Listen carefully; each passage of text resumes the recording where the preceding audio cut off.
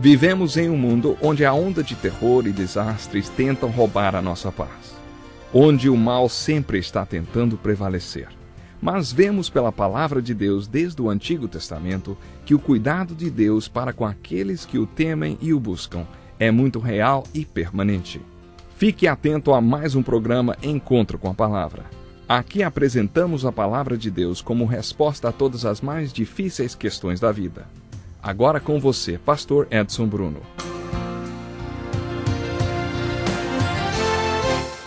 Olá, seja bem-vindo a mais um Encontro com a Palavra. Que alegria profunda para o meu coração poder estar mais uma vez com você.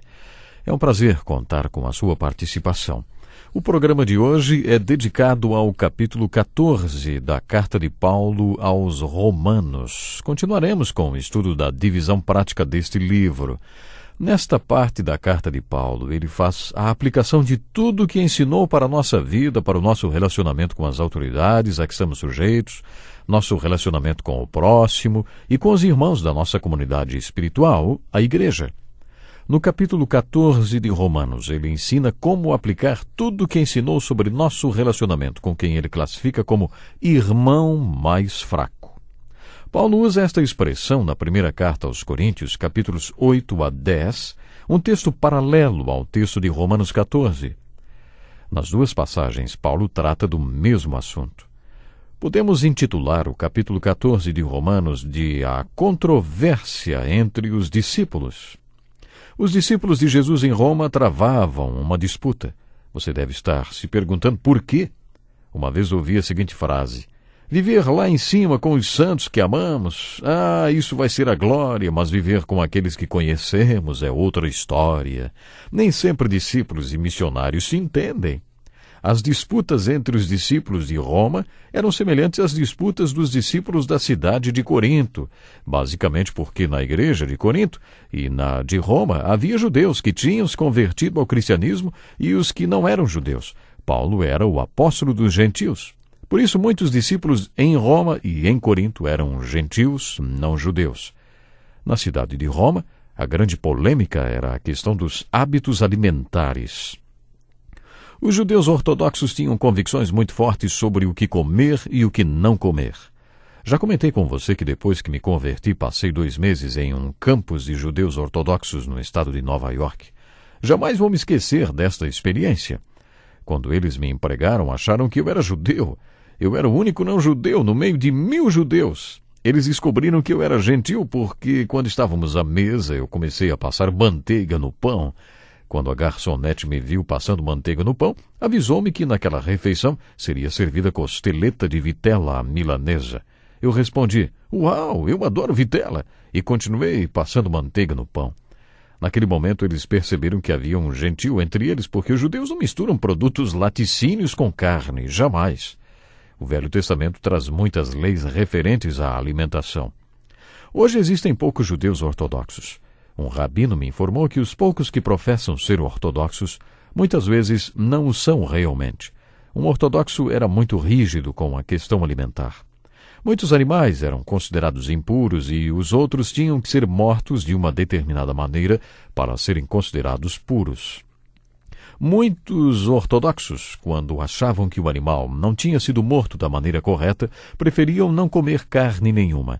Outros interpretavam o livro de Gênesis e ensinavam que os vegetais foram dados como alimento, mas a carne não, e por isso não comiam carne nenhuma, eram todos vegetarianos. Hoje existem muitos vegetarianos, mas naquela época este assunto era muito sério para um judeu ortodoxo, e muitos judeus convertidos eram ortodoxos. Outro motivo de polêmica era a consagração dos dias. A partir do pôr do sol, na sexta-feira, até o pôr do sol, no sábado, os judeus permaneciam em adoração. Era o sábado judeu. Ainda hoje o sábado é observado em Israel, apesar dos judeus não serem ortodoxos. Os gentios que passavam a fazer parte da igreja não observavam o sábado dos judeus, principalmente porque os próprios apóstolos judeus tinham substituído o sábado pelo domingo como dia de adoração, o sétimo pelo primeiro dia, para celebrar a ressurreição de Jesus. Lembre-se que foram os apóstolos judeus que mudaram o dia da adoração de sábado para domingo, passando a chamá-lo de Dia do Senhor. o dia em que o Senhor ressuscitou. Para eles, o sábado tinha acabado quando a lei foi cumprida através de Jesus Cristo, de sua morte e ressurreição. Além disso, os judeus observavam muitos outros dias santos durante o ano, como, por exemplo, a festa dos tabernáculos. Mas isso também não tinha nenhum significado para os gentios. E muitos judeus convertidos, como os apóstolos, achavam que tudo isso não deveria ser mais observado. Por isso, existia uma disputa muito grande. Havia muita discussão até mesmo sobre separar o primeiro dia da semana como o dia do Senhor. Alguns diziam que domingo era o dia do Senhor, mas a segunda-feira é um dia só meu, e a terça, a quarta, a quinta-feira, todos os dias são o dia do Senhor. Há quem considere um dia mais sagrado que outro, há quem considere iguais todos os dias, cada um deve estar plenamente convicto em sua própria mente. Este era um dos pontos de discórdia entre eles. Eles também discordavam por causa da carne sacrificada a ídolos. Naquele tempo eles não compravam carne como nós compramos hoje. Ainda existem partes do mundo em que as pessoas não têm geladeira e têm que comprar a carne e consumi-la no mesmo dia. Naquele tempo, as pessoas que ganhavam dinheiro vendendo carne pegavam a carne que havia sido usada no sacrifício a ídolos nos templos e a vendiam por um preço mais em conta. Era um bom negócio para quem comprava e geralmente a carne era de boa qualidade. Além da adoração a ídolos, havia outras coisas abomináveis que eram cometidas nos templos espalhados pela cidade. Eles praticavam orgias sexuais e todo tipo de coisa imoral. Muitas pessoas, principalmente gentios, tinham sido salvos justamente dessas práticas e desse estilo de vida e não queriam nada relacionado à adoração de ídolos nos templos. Ainda hoje, visitando as ruínas daqueles templos, podemos constatar que existia muita pornografia e imoralidade associada à adoração de ídolos. Nos templos havia centenas de prostitutas, meninos prostitutos ou ainda o tipo de prostituição homossexual. Era tudo simplesmente abominável. Por isso, quando as pessoas se convertiam, não queriam nada que estivesse relacionado àquelas práticas. Eles achavam que era abominação para um crente comer a carne que tinha sido sacrificada a ídolos. Agora pense comigo um pouco. Aquela era a melhor carne da cidade, pelo menor preço, e aquele ídolo não passava de um pedaço de madeira, pedra, ouro ou prata. Aquele ídolo não tinha nada a ver com o Cristo vivo e ressurreto, nem com o Espírito Santo. Portanto, não tinha problema nenhum comer aquela carne, mas eles estavam discutindo muito sobre isso. Este era outro motivo de polêmica. Vamos ver como Paulo tratou desta polêmica entre os discípulos. Paulo usa a expressão assuntos controversos. Não há como discutir que o adultério é errado. Ninguém tem dúvidas de que matar é errado. Mas esses assuntos controversos, os assuntos que causavam polêmica, não podem ser classificados como preto nem como branco, são cinzas. Ouça agora o que Paulo escreveu. Aceitem o que é fraco na fé, sem discutir assuntos controvertidos. Um crê que pode comer de tudo. Já outro, cuja fé é fraca, come apenas alimentos vegetais. Aquele que come de tudo não deve desprezar o que não come, e aquele que não come de tudo não deve condenar aquele que come, pois Deus o aceitou. Quem é você para julgar o servo alheio? É para o seu Senhor que ele está em pé ou cai. E ficará em pé, pois o Senhor é capaz de o sustentar. Há quem considere um dia mais sagrado que outro, há quem considere iguais todos os dias. Cada um deve estar plenamente convicto em sua própria mente. Aquele que considera um dia como especial, para o Senhor assim o faz. Aquele que come carne, come para o Senhor, pois dá graças a Deus. E aquele que se abstém, para o Senhor se abstém e dá graças a Deus. Pois nenhum de nós vive apenas para si, nenhum de nós morre apenas para si. Se vivemos, vivemos para o Senhor, e se morremos, morremos para o Senhor. Assim, quer vivamos, quer morramos, pertencemos ao Senhor.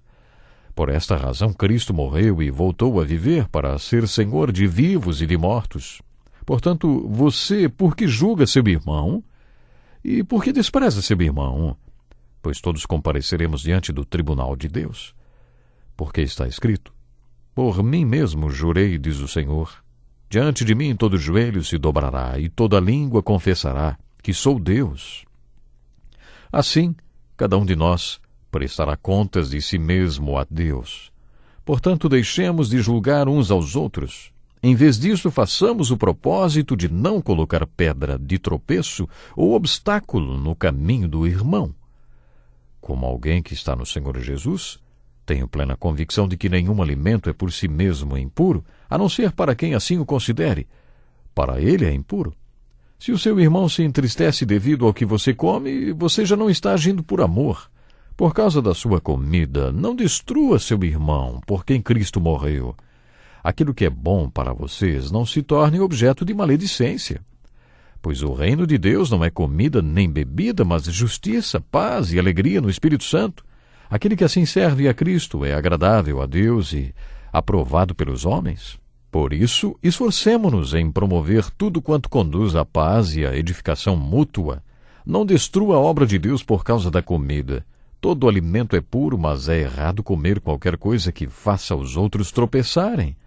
É melhor não comer carne, nem beber vinho, nem fazer qualquer outra coisa que leve seu irmão a cair. Assim, seja qual for o seu modo de crer a respeito destas coisas, que isso permaneça entre você e Deus.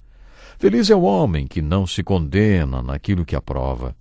Mas aquele que tem dúvida é condenado se comer, porque não come com fé, e tudo que não provém da fé é pecado. Você pode estar se perguntando, o que tudo isso tem a ver conosco? Que aplicação podemos tirar para nossas vidas? Veja bem, Paulo não está tratando aqui de uma questão de certo e errado, preto e branco, não. A questão é cinza.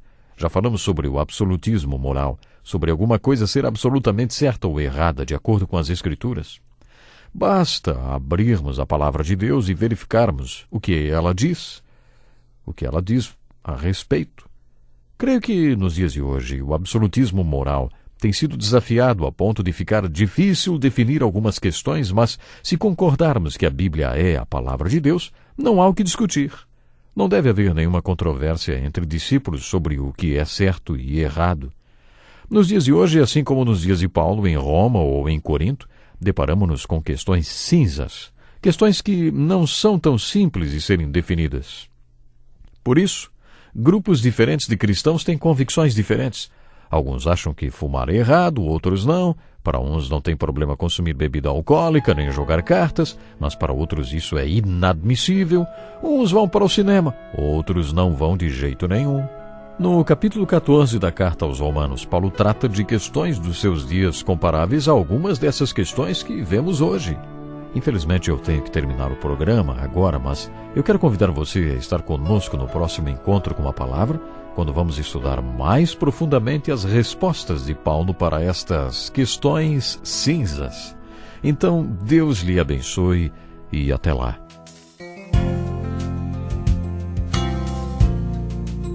Que lição importantíssima. Obrigado, pastor Edson Bruno. Prezado ouvinte, coloque em prática o que você ouviu aqui. Sem dúvida, sua vida será grandemente abençoada. Este é um estudo escrito pelo Dr. Dick Woodward, na voz do pastor Edson Bruno. Escreva-nos e solicite o material. Nosso endereço é Encontro com a Palavra, Caixa Postal 2011, CEP 89201-970, Joinville, Santa Catarina. Até o nosso próximo encontro com a Palavra.